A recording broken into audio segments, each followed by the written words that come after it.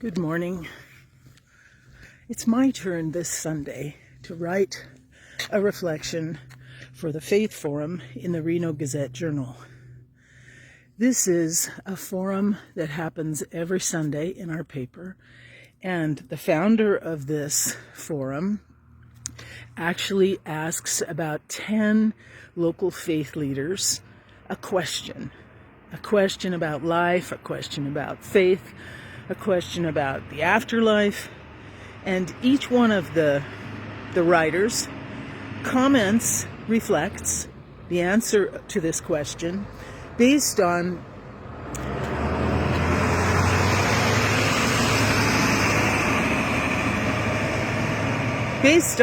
their own faith tradition. So in a secular newspaper, once a week, comes this page full of comments on how else to live life. I think it's such a fabulous opportunity, and I get a turn once a month. We rotate it among my coworkers, and once a month I get to answer, and you've got 150 words that you can answer the question. And the question for Sunday is, why are we alive? That's a loaded question. Rajan asks good questions. Sometimes there are questions that make you scratch your head and think a little harder, and this one was one of them. How do I answer this? Why are we alive?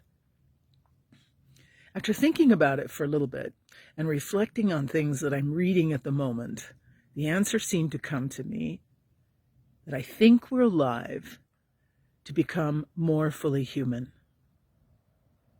to live completely into the humanity that God has given to us, that divine has blessed us with, instead of trying to sweep it aside for something else. To live within my body, full of gratitude for where my body and soul take me each day of my life.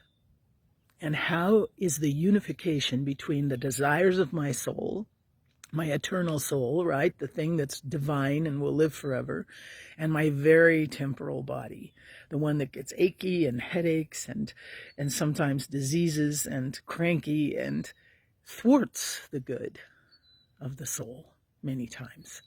Yet it's the unification of both that makes us fully human. How do I do that? For me, as a Christian, I look at the Gospels. I look at the life of Christ to see, how did Christ do it? How did Christ take his divine soul and live it out in a human body? How did he connect the two? How did he animate his body in such a way that the goodness of God showed through and became evident in his behavior and actions? The Gospels will tell us. We look at how he dealt with people that frustrated him, people who didn't want to cooperate, people who tried to get something out of him without necessarily wanting to conform to the whole picture. These are things that we can learn from the Gospels. And I think also about, do you remember when you learned how to ride a bike? Or perhaps when you taught someone how to ride a bike? This sense, you get on the bike, you start with the training wheels, right?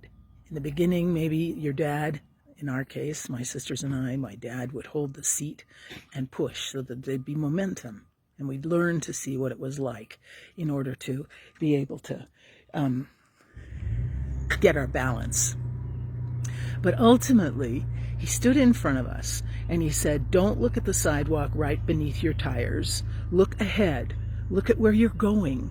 Look at the goal down the street and push for the goal. Push for the goal as you're pedaling and keep your eyes on me. Look at me.